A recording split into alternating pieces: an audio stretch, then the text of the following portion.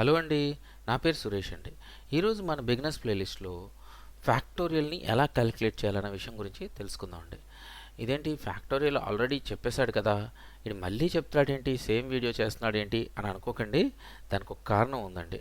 So మనం ఫ్యాక్టోరియల్లో ఇంతకుముందు ఏం చేసామండి, వీడియోలో మనం ఫ్యాక్టోరియల్ని ఫర్ లూప్ యూజ్ చేసి క్యాలిక్యులేట్ చేసామండి. సో ఫర్ లూప్లో 5 అని ఇస్తే 5 నెంబర్ని ప్రతి నెంబర్ని డిగ్రేడ్ చేసుకుని, అంటే డిక్రిమెంట్ చేసుకుని, డిగ్రేడ్ కాదు డిక్రిమెంట్ చేసుకుని, ప్రతి నెంబర్ని అంటే 5 4 3 2 1 అని డిక్రిమెంట్ చేసుకుని ఆ దాన్ని ఒక్కొక్క నెంబర్ని మల్టిప్లై చేసుకుంటూ ఒక వాల్యూని ఒక వేరియబుల్లో స్టోర్ చేసుకుని ఆ టోటల్ని అప్పుడు ప్రింట్ చేసుకున్నాం.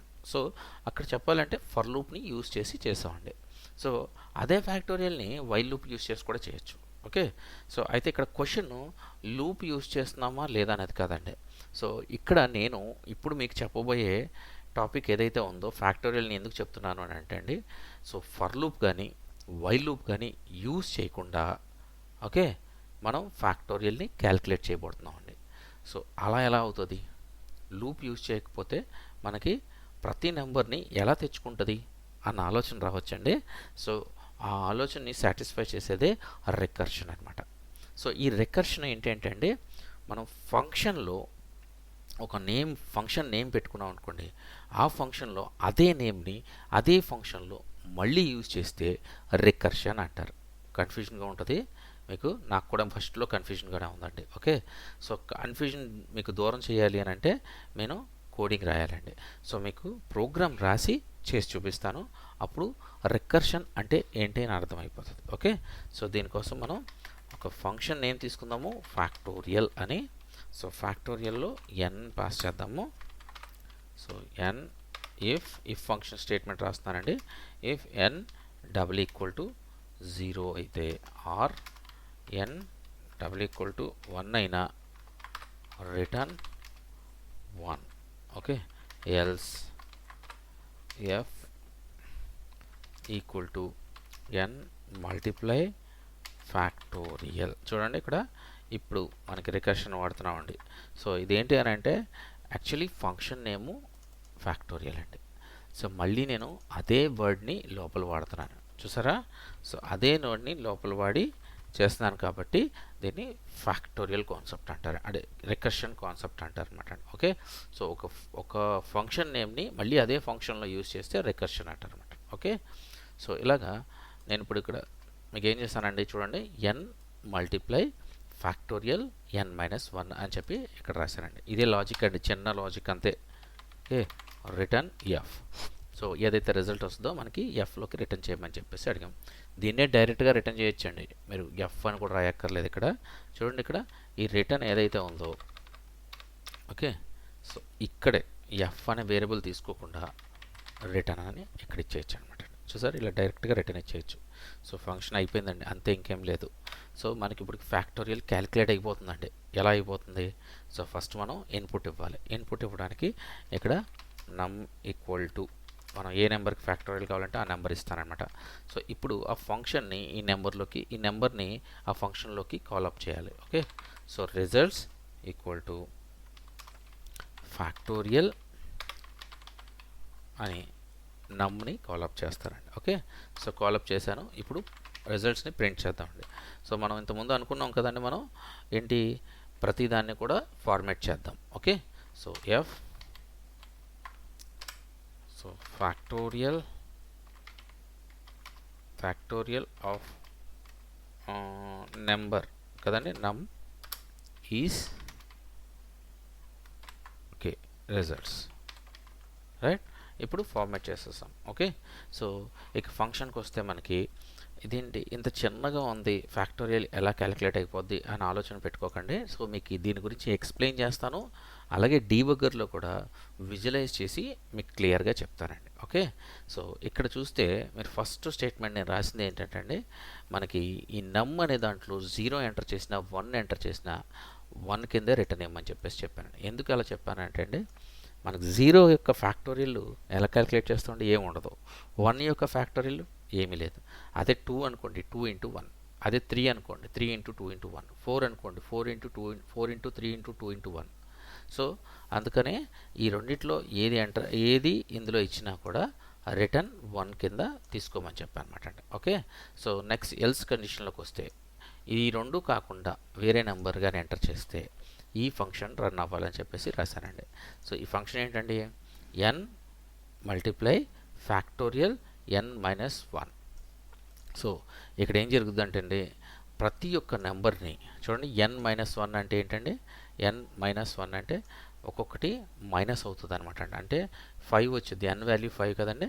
సో 5 - 1 తర్వాత మనకి ఏదైతే ఫ్యాక్టోరియల్లోకి 4 ఉంటుంది, 4 - 1 అలాగే ప్రతిదాన్ని మైనస్ చేసుకుంటూ వచ్చి ప్రతిదాన్ని మళ్ళీ రిటర్న్లో ప్రతిదాన్ని మల్టిప్లై చేసుకుంటూ వస్తుందండి. ఇదేంటి రిటర్న్ అంటారేంటి, వాల్యూ రిటర్న్ ఎలా అవుతుంది అంటే, రిటర్న్ అంటే పైనుంచి నెంబర్లను తెచ్చుకుని తర్వాత క్యాలిక్యులేట్ చేసుకుంటూ వెళ్తుంది అనమాట.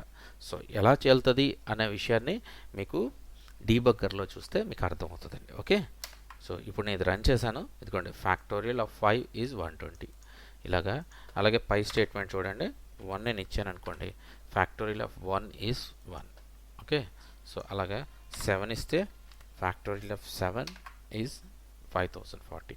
చూసారండి. సో ఇలా ఫ్యాక్టోరియల్ ఈ రికర్షన్ అనే ఒక కాన్సెప్ట్ని యూజ్ చేసి కూడా చేయొచ్చు అనమాట. సో ఇక మనం డీబగ్గర్లో కూడా ఒకసారి చెక్ చేద్దాం. Okay, so Python tutor. Okay, so Python ట్యూటర్లో విజువలైజ్ చేశాను. సో విజువలైజేషన్లో నెక్స్ట్ క్లిక్ చేస్తున్నానండి. చూడండి, నెక్స్ట్ క్లిక్ చేయగానే 7 దగ్గరికి వెళ్ళింది.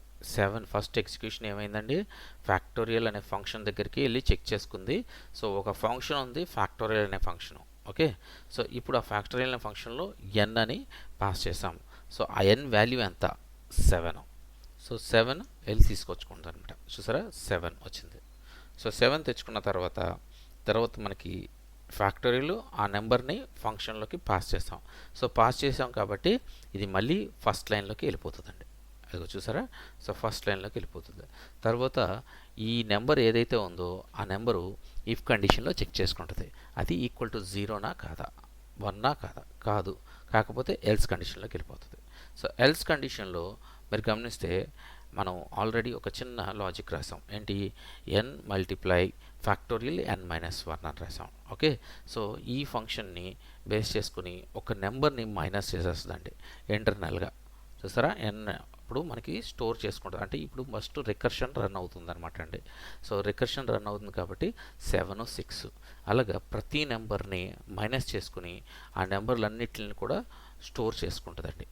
ఓకే, చూడండి, అదిగో 5 వచ్చింది, మళ్ళీ 5 వచ్చింది, 4 వచ్చింది, 3 వచ్చింది, 2 వచ్చింది. అలాగా ప్రతి నెంబర్ని 2 వరకు స్టోర్ చేసుకుంటుందండి. చూడండి, 2 వరకు స్టోర్ చేసుకుంది. ఇప్పుడు నేను రన్ చేస్తే నెక్స్ట్ 2 తర్వాత చూడండి ఏం జరుగుతుందో, 1 స్టోర్ చేసుకుందండి. సో నెక్స్ట్ మళ్ళీ రన్ చేస్తాను అనుకోండి, ఇదిగోండి 1 దగ్గర నుంచి రిటర్న్ వాల్యూ అని వచ్చిందని. అంటే ఇప్పుడు ఇవన్నీ కూడా మళ్ళీ రిటర్న్ అవుతాయి అన్నమాట. అంటే ఫస్ట్ నెంబర్స్ని అన్నీ కూడా తెచ్చుకుంటుంది అనమాట అండి. ఎన్ని నెంబర్స్ ఉంటే అన్ని నెంబర్స్ ఎప్పటి వరకు తెచ్చుకుంటుంది, n=1 అయ్యే వరకు తెచ్చుకుంటుందండి. n=1 అయ్యే వరకు తెచ్చుకుని అప్పుడు అన్ని ప్రతిదీ కూడా రిటర్న్ తెచ్చుకుని చదువుతా, అప్పుడు ప్రతిదీ కూడా క్యాలిక్యులేట్ చేసుకుంటూ వస్తుంది అనమాట అండి. ఇక్కడ గమనించారా, రెడ్ గ్రీను ఒకే దగ్గరే ఉంది. చూసారా, రిటర్న్ 1 దగ్గరే ఉంది. అంటే 1 అయ్యే వరకు తెచ్చుకుందండి. 1 అయిన తర్వాత ఇప్పుడు 2 కూడా రెడ్ గ్రీన్ ఎగ్జిక్యూట్ అవ్వాల్సింది, అది 2 ఇక్కడే ఉన్నాయి. సో ఇప్పుడు బ్యాక్ వెళ్తుంది. చూడండి, 1 నుంచి మళ్ళీ 2కి వస్తుంది. చూడండి ఇక్కడ, అదిగోండి 2కి వచ్చింది. సో 2 నుంచి 3కి వెళ్తుంది. అప్పుడు 3కి వెళ్ళినప్పుడు రిటర్న్ వాల్యూ చూసారా, ప్రతిదీ కూడా క్యాలిక్యులేట్ చేస్తుంది. సో రిటర్న్ వాల్యూ ఎంత వచ్చింది, 6 వచ్చింది. ఓకే, సో అలాగే నెక్స్ట్ మళ్ళీ క్యాలిక్యులేట్ చేస్తుంది. చూసారా, 24 వచ్చింది. సో అలా మళ్ళీ క్యాలిక్యులేట్ చేస్తుంది, 120 వచ్చింది. అలాగా ప్రతి ఒక్క నెంబర్ని ముందు తెచ్చేసుకుని ఆ తర్వాత క్యాలిక్యులేట్ చేసిద్ది అనమాట. ఓకే, చూసారా, అదిగో 720, అగో 5040. ఫైన్, అయిపోయింది, మొత్తం అయిపోయింది, ఫంక్షన్ కంప్లీట్ అయిపోయింది అనమాట.